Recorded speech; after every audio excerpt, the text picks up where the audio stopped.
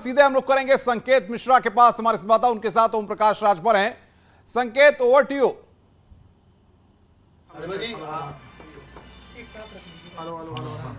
राजभर जी, अखिलेश जी ने अब ये कह दिया है कि आप जहां भी जाएं जाने के लिए स्वतंत्र हैं।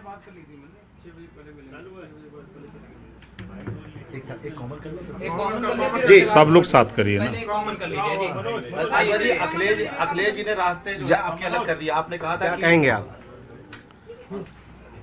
देखिए, सब लोग एक साथ कर लीजिए। हाँ, आप सवाल शुरू करिए। आपने कहा था कि आप इंतजार कर रहे हैं तलाक का, अब तो उन्होंने तलाक के कागज भेज दिए।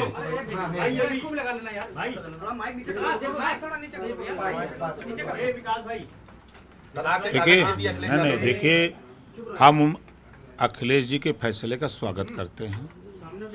अखिलेश जी के साथ मैं अति पिछड़े, अति दलित, वंचित समाज की लड़ाई लड़ने के लिए गया था, और चुनाव में जो उन्होंने जैसा किया, जब पहले चरण का चुनाव हुआ तभी मैंने कहा कि अति पिछड़ों को टिकट दीजिए, कश्यप को, पाल को, प्रजापति को, नाई को, गोंड को, कुम्हार को, खंगार को, लोहार को, धोबी, धरकार, पासी, खटिक को दीजिए टिकट।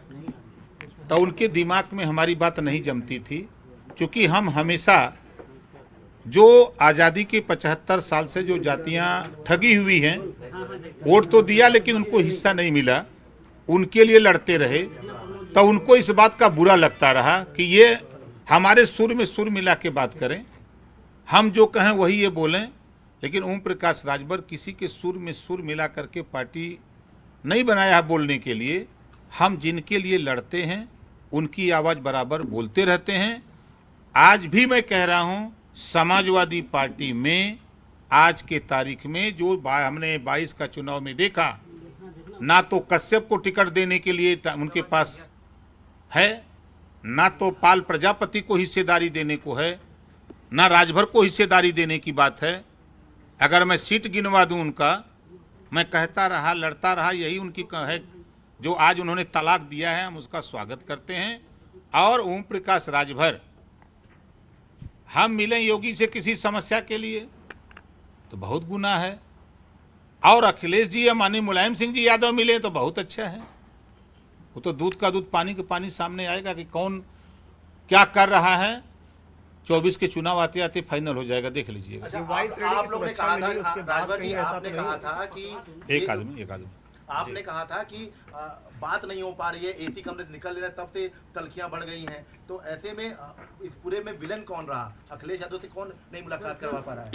देखिए, ईश्वर करे कि वो एसी से बाहर न निकले, हम तो यही मनाएंगे, एसी में रहें, क्योंकि एसी बनी है रहने के लिए।